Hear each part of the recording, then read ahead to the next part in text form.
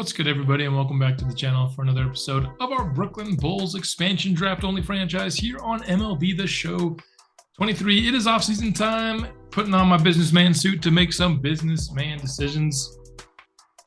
Of course, just won the Super Bowl in our last episode in year 3 of an expansion draft only franchise, which is honestly a lot sooner than I would ever have projected that we would win it, but I'm not going to be complaining. So one thing I want to talk about with this series is it seems like the interest in it has died down a lot. Last few episodes really, but the last 2 specifically have not gotten a lot of views and engagement on them at all, especially when you compare that to my MLB series. And so usually my off-season episodes do better, and so if that's the case with this one, maybe we can go for another year. If not, though, we might be looking at this being the last episode prior to a long-term sim. Being a new channel that's trying to grow, I kind of gotta focus on where the views and the engagement is so that I can hopefully capitalize on momentum and continue to grow. So really had fun with, expansion draft only in Madden 23. I'm excited to do it for Madden 24 again, tweak the formula, and continue to try to make this series, which, if I feel like on my channel so far in the 8 months or whatever I've been doing YouTube, this has kind of been the thing that's the most unique. This expansion draft only, not a lot of series out there doing that. And so I definitely want to keep that niche going, and maybe in the future do it with baseball, maybe a draft only baseball franchise or draft only basketball franchise or something like that. I'd be interested in. So that out of the way, let's talk about the off season. It has been a while just because we slowed down this series a lot and we had some extra episodes due to actually making the playoffs this year. It has been a while since I've seen this draft. We wouldn't ever draft Kenny Beck. He's not very fast either, so not going to be a generational guy. But it looks like he's going to be a very good receiver. If I remember right, there were a couple of strong safeties that I was very interested in. Jaquez McKay out of Tennessee, 23 years old, 6'2" corner. I'm starting to remember now that I'm getting into the draft for the first time in a while. Man coverage corner. F injury, but if I remember right, this class is basically almost all my favorite players have F injury. A awareness, play rec, man coverage, C zone, B catching, B hit power, B pursuits. Honestly, F injury and 23 years old are the only things I don't like about Jaquez McKay. DeAndre Shepard, 21 years old. Acceleration is bad, but everything else is in a good spot. No A's, not a single A, also with F injury. Okay. I want to see, I think the tiebreaker, well, first thing, DeAndre Shepard is going to be available later in the draft. We know his overall is not going to be as high. But if, say, DeAndre Shepard ends up with great speed and McKay with good, vice versa, that could be the tipping point. I just want some safeties with some range so that cover 2 can be a little bit more of a viable option for us, because it really hasn't been.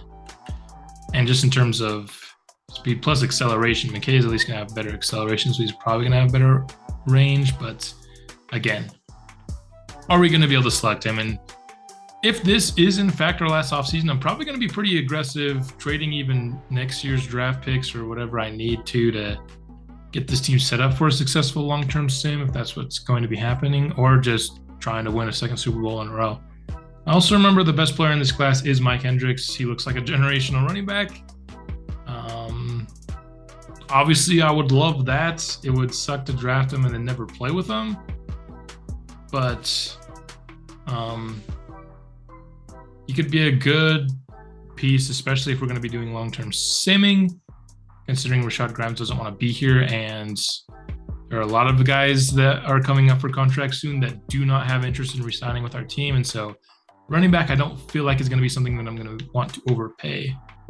I also remember that there was a really athletic offensive lineman. Was it Perriman? No, it was not Perriman. It was Joe Lucas. Yes, it was. Good to great strength, great to elite speed, good to great acceleration. We got a ton of really athletic offensive linemen in our San Antonio Express series. They just have been few and far between in this Bulls series, so I'd love to get him. And then a guy who I do remember this guy as well. He is not a need at all, but he looks really good. 21 years old, A tackle, A block shed, B power moves.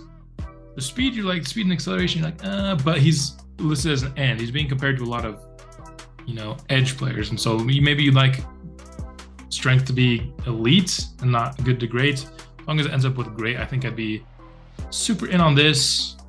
And then that would give us a cheap replacement over having to pay someone soon. Like, I guess I'd be willing to pay Rakeem McKinney, but maybe over Sidney Watkins, even though he just barely started his career. I don't know. I think we could at least have, competition between Newkirk and Watkins there. I think Newkirk, if they were both in the same draft, I would have Newkirk over Sidney Watkins for sure. So don't have a ton of players on our draft board. We've kind of gotten to that point in the series, and which is why I'm not surprised why a lot of interest has gone away, because this seems pretty much set up. We really need a safety or two, and then we're a pretty complete team, if we're being honest, right? I'm talking about drafting a running back over Rashad Grimes, who's 89 overall star, just because he doesn't want to come back next year. Talking about replacing somebody we drafted just last year with star dev and, DeMarcus Newkirk. So team's in a really good spot. At this point, we're just going to be taking 6 players. I honestly want to end up with all 4 of those players. If that's going to kind of be my game plan, can we come across the draft with those 4 players? Maybe even 5. If we get both of those safeties, replace both safeties, ooh, that'd be an incredible draft. I don't know if we're going to do all of that, though. So let's upgrade some players here. At least some of our top end ones. Danny Goodrich, if we've played our last game with him, I think you got to give him best corner in channel history. Not a big sample size. Oh, goodness. He did not need a speed and +3 man coverage. Oof. What's he, 23 years old, 24 maybe? This team is stupid good. The defense really came along, got up to 80 fitness, was nice. By the end of the year, last year it was terrible. Even the beginning of this year, it was looking like it was going to be more of the same. But second half of this year, when we kind of went on our win streak all the way to the Super Bowl, I think as much as it was the development of Quincy Miles, I think it was also development of the defense. And that was kind of my hope going into last offseason was, hey, I don't like the defensive prospects in this draft, but our defense is really young with a lot of promising pieces. Maybe they develop. We make the offense so good that the defense doesn't need to be great. And that vision ended up working out well. The thing with a draft-only franchise is if you have needs and the draft doesn't correspond with those needs well and it's not helping you out, then you're kind of screwed. And so you need to pivot. And I think that's something that I really like about a draft-only franchise is sometimes you're not going to be able to be really great at all positions because sometimes the draft just isn't going to help you out. I've been looking for safety ever since year 2. I thought it was one of our biggest needs in year 2, year 3, and finally here in year 4, it looks like this is going to be a draft we can address it. Just the previous drafts have not given us good safety options. And so you can have the same top 3 need for several years in a row just because you can't find a way to address it. So that's it for the upgrades. Let's go ahead and take a look at where people went in free agency in this offseason. One small piece before we get to free agency is it looks like our offensive coordinator was hired away. No surprise. We were pretty good, I would say, offensively. I think we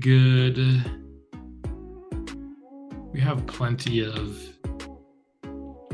nobody here has any talent. So I was going to say we could take someone with no talent just because we have plenty of,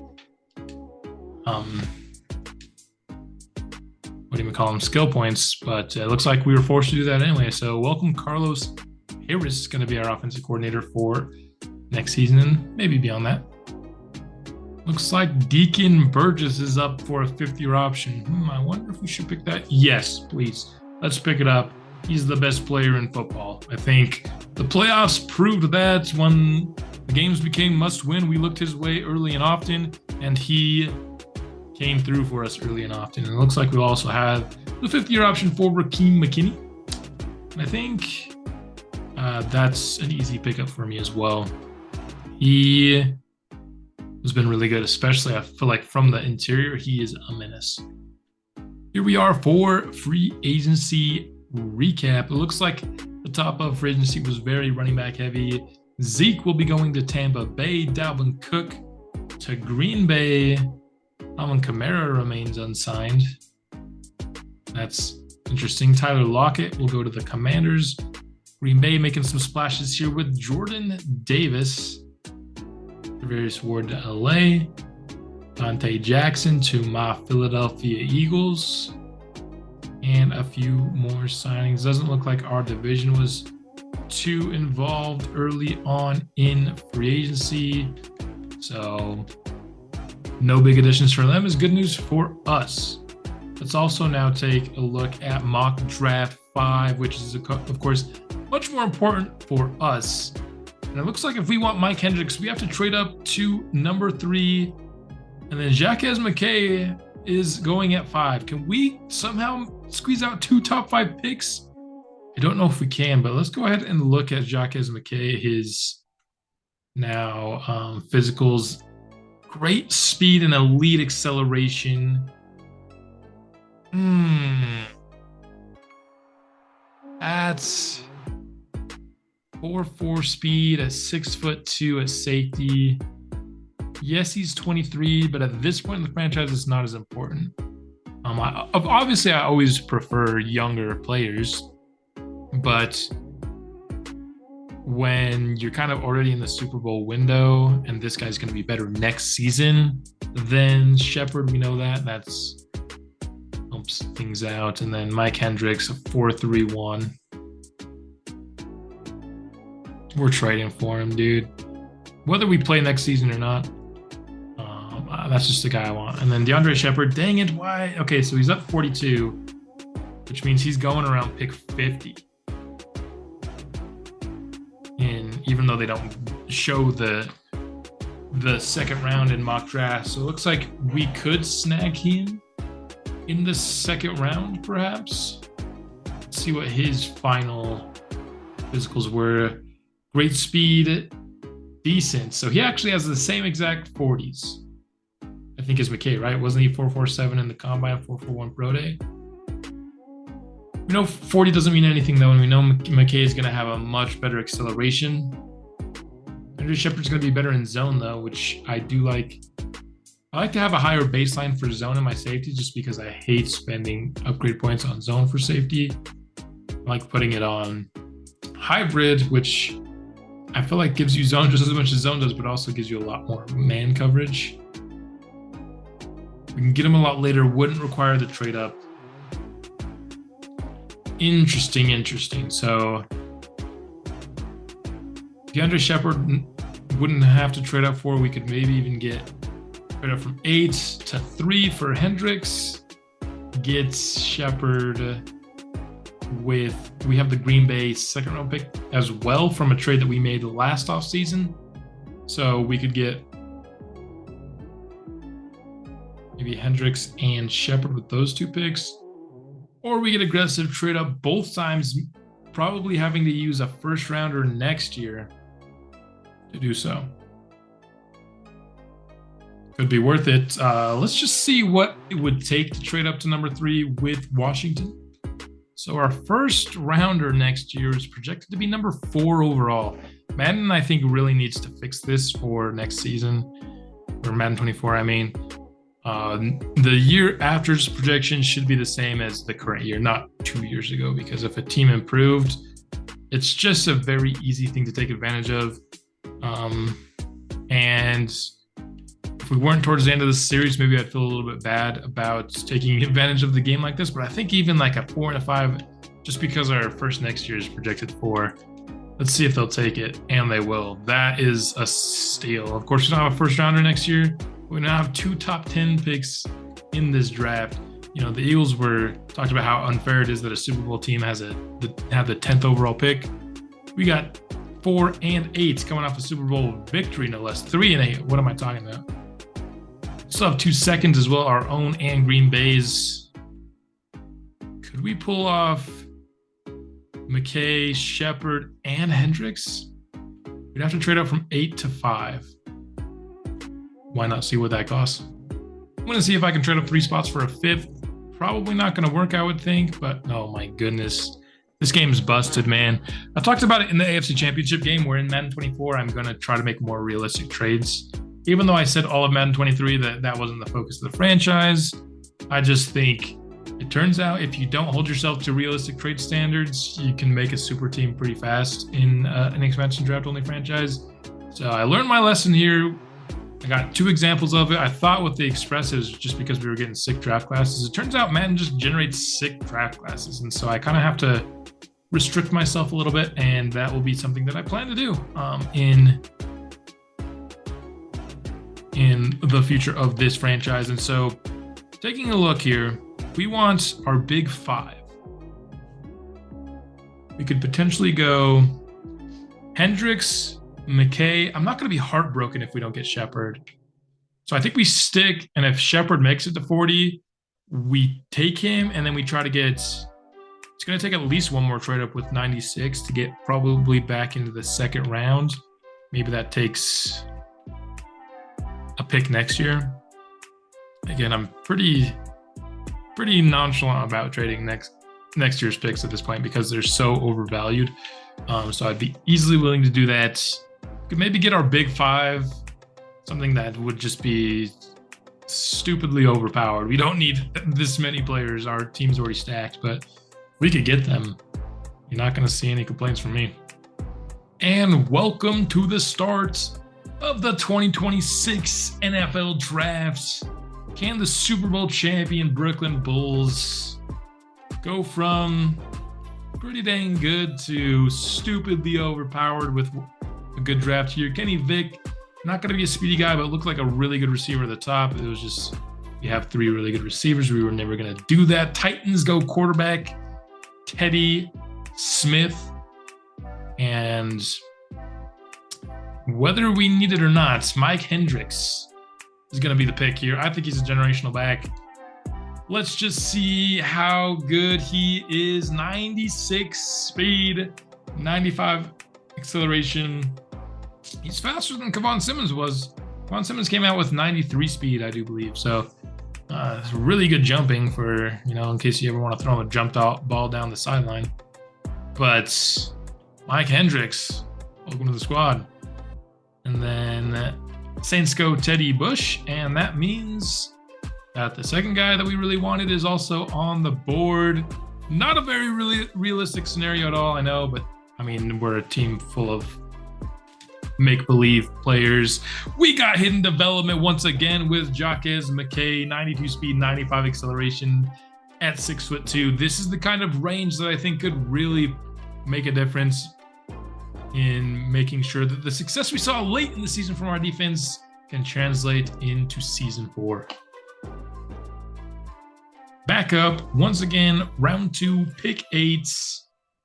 And I just simulated the pick, so I have no idea if this guy is available. Let's go ahead and take a look. Has DeAndre Shepard been taken? He has not. I said if he was here at 40, we would take him and then we'd figure out the rest. Let's do that here. DeAndre Shepard, normal development. That hurts. Maybe there's a chance he's not even better than Jesse Byers. Makes me feel really good that we were aggressive to get McKay, though, for sure. So we got at least one of our starting safeties for next year, maybe both. Depends on what DeAndre Shepard's overall is. He was a round 1 talent, so it's going to be good. He was borderline round 1 and round 1 to 2 because previously in this episode he was showing as a round 1 to 2 talent, I think. Maybe I'm not telling the truth here, but let's just see when we have to trade up. So the next guy on our dream off-season list is Joe. Oh, so they're back-to-back. So we got to trade up within like the next few picks. Joe Lucas is the best left tackle on the board, so I might just want to trade up now.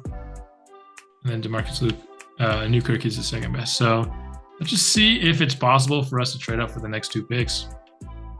Can a 6th and a 7th only get us up 23 spots? I don't think this is going to be accepted. It won't. Let's try a 6 and a 6. Ooh, that's close. So we're talking like 6th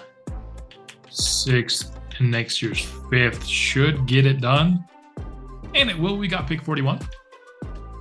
Gonna try to make a trade with the Texans here, getting pick 42 for 2/3 and then seeing if they will swap us a 4th next year. I don't think this is actually gonna work just because these values are so close together. Yeah, not even close. So let's rework that. Let's try to get maybe just like a 5th next year. Will that even work?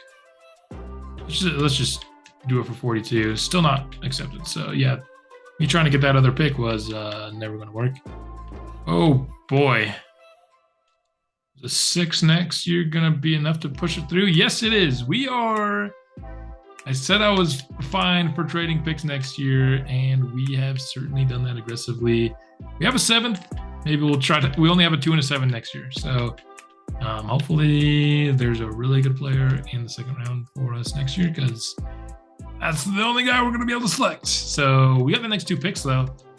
And that'll allow us to kind of go and get the 5 guys that I thought were head and shoulders above the rest of this class. I didn't think it was the strongest class altogether, especially because a lot of the guys that were good have F injury. We're getting a bunch of injury-prone players, but Joe Lucas is a psycho athlete, and so he will be selected here. 90 strength, 77 speed, and 81 acceleration. People are drafting tight ends with that kind of athleticism. We're getting them on the offensive line, probably going to take over that right guard spot for us, or maybe he takes over left tackle and David Cooper goes into right guard. It'll just kind of depend on what his pass block ratings are. And then, of course, we don't need this guy at all.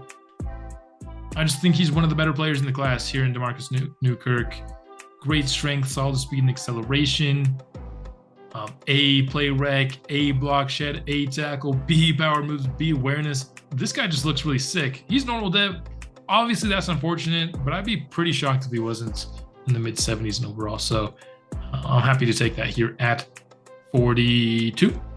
And we have the last pick in the draft. That's all that's left. There's a fullback I really liked. We'll see if he's still available. I doubt he will be, because I think he was actually a day 3 projected fullback, which you don't often get fullbacks that are above UDFA. I think it might be a generational fullback. I probably should have actually tried to go get him, for being honest. If he is a generational fullback, that would have been a sick pick to get. You get a generational running back and fullback in the same draft. Jeez. I'm regretting. As soon as I was already committed, I already pressed Sim 4, but not that I had anything to trade though. Oh my goodness. Usually the trade-ups are better than this. I'll bet on the Giants to suck, I guess. It's probably not a good choice though, because the Giants have a bunch of good rookies from the class that have developed here in this franchise. But I'll take a look at these players, edit their numbers and stuff, and I'll see you at the end to see just how good we did with our big 5. All right, are you guys ready for this class? It is a good one, baby. Oh my goodness. Mike Hendricks, 87 overall at 21 years old.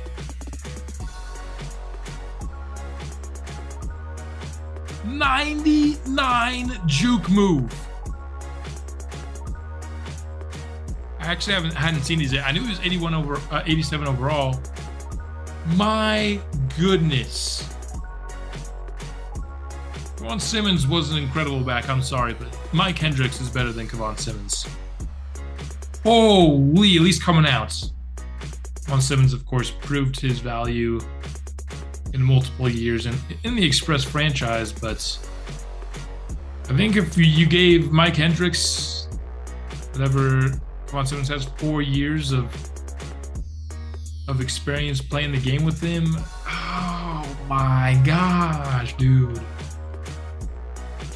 Not mad we mortgaged the future for that pick. And then Jacques McKay at 81 overall. I am surprised by this. I will admit. Wasn't expecting this. 92 speed, 69 tackle. Nice. And coverage at 82. Put the boy at corner. 72 zone. Surprised 75 hit power is B. Need B hit power? Seems a little bit low, but of course Hendricks and McKay both have faces of former San Antonio Express. DeAndre Shepard here has Johnny Lovelock's face. We need to fix that. I forgot to edit his face. I was too busy just looking at how good our first 2 picks were, so we'll change his face. But 77 zone coverage, 80 hit power. A lot of these guys are gonna get injured though. Joe Lucas comes in at 73 overall base. And I think we will start him in at guard, maybe. Man, what an athlete. I love picking super athletic offensive linemen. It's one of my favorite things to do in Madden. And then DeMarcus Newkirk just being a 73 overall. Honestly, I'm a little bit disappointed by that. And so I don't imagine he's going to be taking anybody's jobs here, but he does have 80 block shed, 72 power moves. If this was a need, like, I would have been super happy with this pick. But the fact that I was picking this guy, even though we already had a guy there, just in hopes that he could maybe be better long-term than Sidney Watkins. A little bit disappointed in that sense. And so overall, 5 really good players. The top 2 are 2 top 10 picks. We're both well worth those picks. I do want to figure out where that fullback went. And Kenny Vick, the first overall pick, ends up being an 81 overall as well. Knew he was going to be good, but he's just not a dynamic athlete in terms of his speed. But awesome pick there by the Dolphins. Let's see that fullback.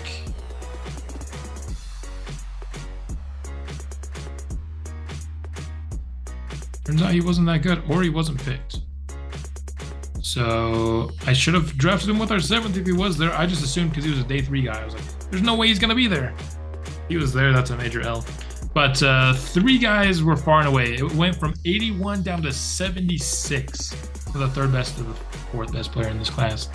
So there was a big 3, and I knew Kenny Vick was also really good. I just had no reason to pick him with Lovelock, Coleman, and of course Deacon Burgess already on the roster. But yeah, that's the class. Let's go back to where they were drafted here. Oh, I'm getting used to MLB The Show controls, and if you press A, that's how you sort. So Teddy Smith here. He is 73 normal. That's rough for our boy Teddy. Teddy Bush, another Teddy, is hidden development. Not a bad pick there by the Saints. I don't know what that development is. If it's superstar, then it's a really good pick. But don't really have many people to look at because all the players that I really wanted, I was able to get. There wasn't anybody that I was like, oh, wish I could get him. I do want to know where that fullback went, though. So I might search for him because I thought he was going to be really good.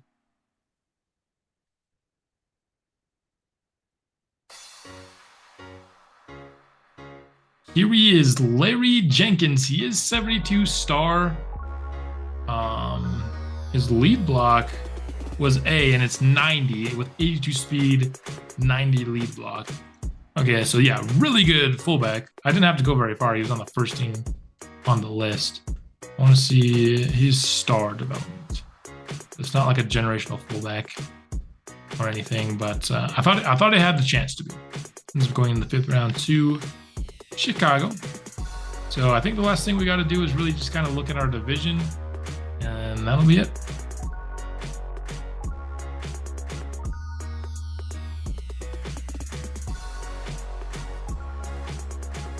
Ravens draft here went with Quentin Generals, 72 hidden dev corner, 21 years old. That looks like a good pick to me, especially if he is, I was gonna say superstar, but he's even better. He's an X Factor. Okay, an X Factor corner drafted by Baltimore, and then Sean Palmer. Maybe he should have been our second pick. His normal dev. Why am I looking at this? He's normal dev. I don't need to see what his development is. They already showed it to me. Also got a 73 guard here in Jalen Spencer. I think, was he on my board? Maybe not because of the speed, but maybe because of his strength. I don't know. Let's see what kind of guard they got. Star dev, still 73 star. In what, the 4th round? Awesome draft. They got a 75 normal, 72 X Factor, and a 73 guard all in one draft. Excellently done by them.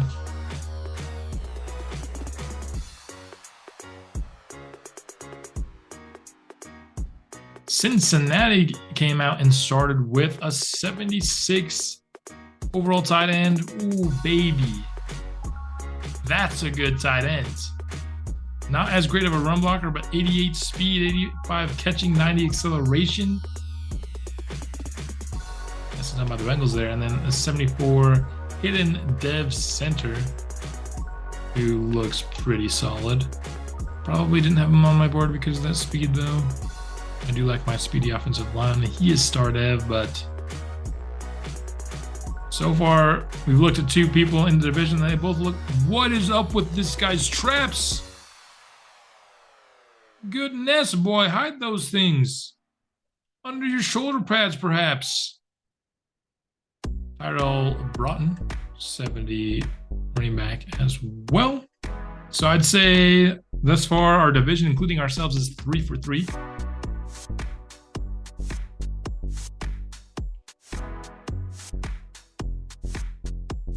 And then lastly, here we have the Browns, who have the least amount of 70 overalls, but let's see if we can get some hiddens. Will Buchanan is just normal dev, decent speed, good run stopping back, linebacker, I mean. And then Larry Callaway is hidden. All right, so I'd say overall our no absolute duds for sure. Plus this guy's got injury and stamina up the wazoo. This guy definitely would have been on my board had we been really looking at corners. Maybe he even was. But star dev, that's a really good corner. So a couple 70s, one being a hidden. This is the worst draft in our division, and it's even got like a 69 here. Nice. And so I think sick draft for us. Really good drafts across the division as well. And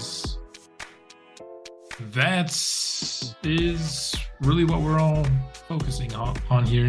None of the division really did anything in free agency, but everyone improved, I think, a decent bit in the draft. Week 3 preseason, we've got a training camp standout scenario coming. Please don't be for like Jacques McKay. And do we help Cole Byers stop the run or rush the passer? Feel like I just want him to be a beast against the run. Let's just go get 5 block shedding for our nose tackle. That's what I like to see. In terms of who we will be focusing on for scouting here in year 4 for our development, these are our 4 players. We got 3 rookies in Hendricks, McKay. If you're paying attention, you might see something interesting on both of these players. That wasn't a surprise for one, but it is a pleasant surprise on the other. But we also got Joe Lucas in here. Didn't put the 2 normal dev guys in here, as I just don't think they're really going to be starters for us. I don't view Shepard as an upgrade over Jesse Byers, and so Jesse Byers is going to retain his starting free safety spot. And McKay is going to start at strong safety. Lucas, I'm going to move him to right guard. He'll start there. And then these are our 3 star dev plus players that are below 80 overall that are left on the roster that aren't rookies. So really, we have 4 on the entire roster that aren't star dev with 80 plus overall. So we're doing pretty good. And that's pretty much all I have for this episode. If we end up playing season 4, I'll figure out who our mentors are going to be and everything like that. If we don't, not going to worry too much about it. But that's all I have for this episode. I'll be back soon with another, whether that be the start of year 4 or a long-term sim. Kind of just depends on how this episode does. And I will see you then.